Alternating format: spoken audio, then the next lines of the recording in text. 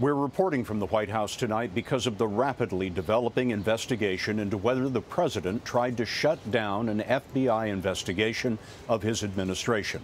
Among the developments, late today, the Department of Justice announced it will appoint a former FBI Director, Robert Mueller, as an independent special counsel to investigate the Trump administration and allegations of Russian interference with the presidential election.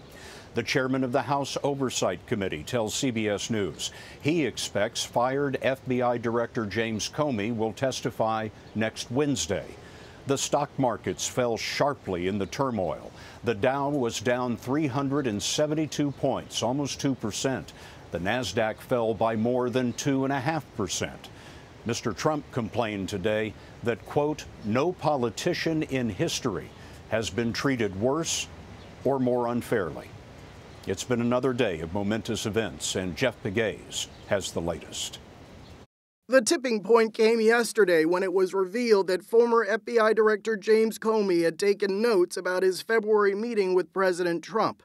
The meeting took place the day after National Security Advisor Michael Flynn was fired for lying to the vice president about his contacts with Russian Ambassador Sergei Kislyak. In his memo, Comey wrote that President Trump said, "I hope you can see your way clear to letting this go, to letting Flynn go. He is a good guy." That raised the specter of obstruction of justice. And today, Deputy Attorney General Rod Rosenstein decided that the Justice Department could no longer run the investigation. He authorized a special counsel to ensure a full and thorough investigation of the Russian government's efforts to interfere in the 2016 presidential election. Rosenstein's pick of Robert Mueller to run the investigation puts a veteran law enforcement official at the helm. Mueller is best known for leading the FBI for 12 years after the 9/11 attacks. Before that, he led the U.S. investigation of the Pan Am 103 bombing in 1988. More recently, in private practice, he conducted the probe of domestic violence in the NFL.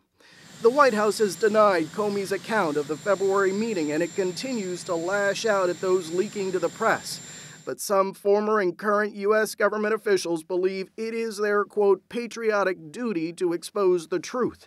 It is unclear who at the Justice Department and FBI may have seen Comey's memos.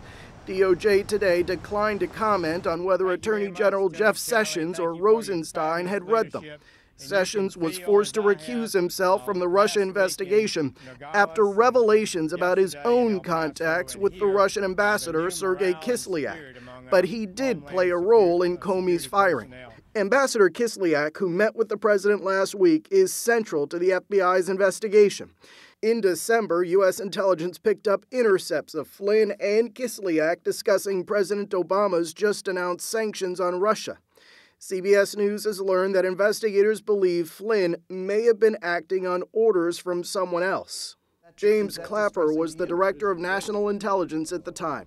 Were you concerned that Obama administration policy and this nation's national security was being undermined by somebody internally? I will simply say that we've had a long-standing principle in our country of one president at a time. Was that adhered to in this case? Well, that you can draw your own conclusions about that.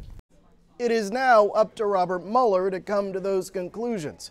Scott, in a statement, he said, quote, "I accept this responsibility and will discharge it to the best of my ability." Jeff Pegues, thanks.